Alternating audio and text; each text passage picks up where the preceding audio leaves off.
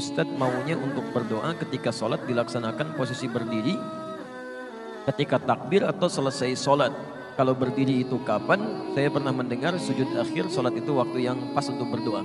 Baik, ada 4 posisi.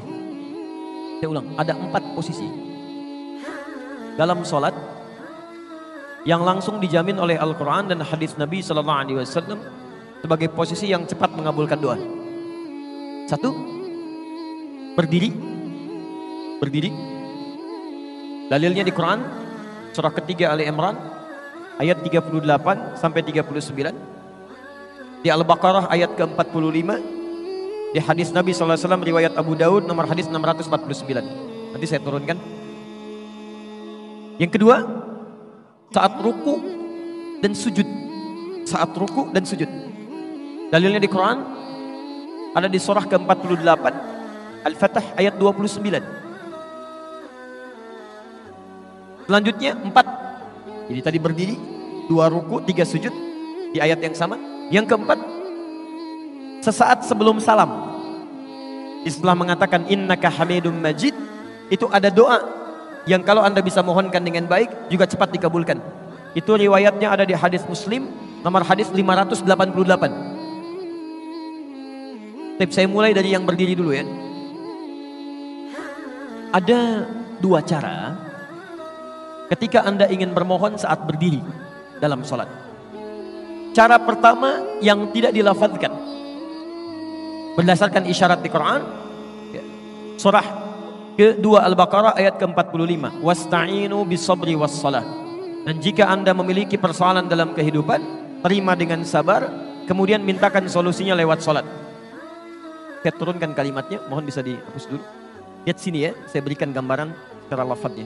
Saya turunkan Quran surah kedua ayat ke-45. Posisi paling kanan di pertengahan, gak sedikit ke bawah. Wasta'inu. Perhatikan cara menerjemahkannya. Dan jika Anda punya persoalan dalam hidup, mintakan solusinya. Pertama bis sabri, dengan sabar. Jadi jangan mengeluh. Jangan mengeluh. Lalu kemudian terima dulu dengan sabar. Lalu tunaikan sholat, wassalah. Minta dalam sholat. Dijelaskan di hadis, kapan mintanya? Kapan mintanya? Di hadis Abu Daud, nomor hadis 649. Lihat, fokus.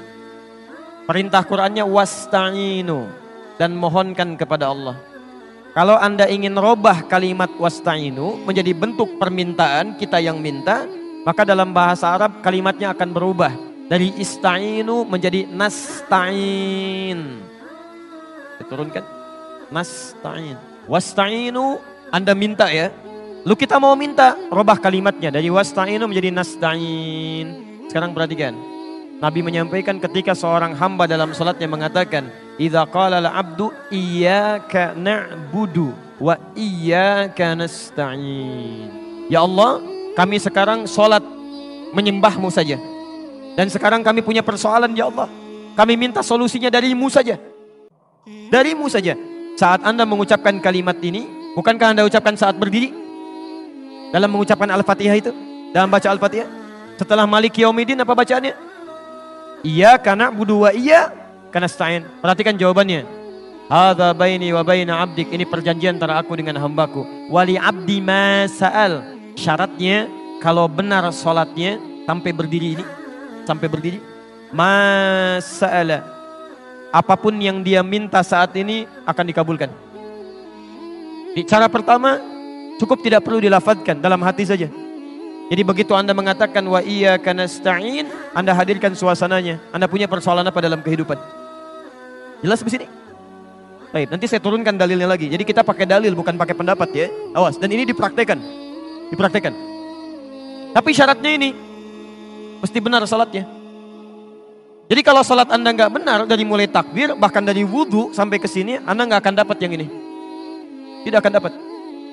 Jadi kalau salat Anda benar dari mulai wudu sampai dengan takbir, sampai berdiri, maka ini diberikan yang pertama kali.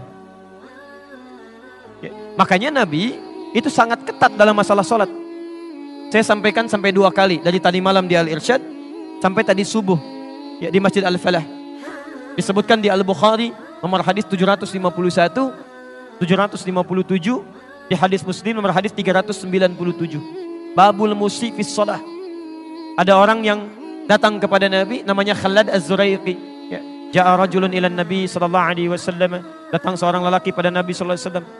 Padakhala ila al-Masjidin Nabawi, masuk ke Masjid Nabi. Fa shalla bi jambin Nabi sallallahu alaihi wasallam, salat di samping Nabi. Kemudian dia mulai bertakbir sampai salam. Falamma sallama yaminan wa syamala, tatkala salam ke kanan dan ke kiri, faqala lahu Nabi sallallahu alaihi wasallam.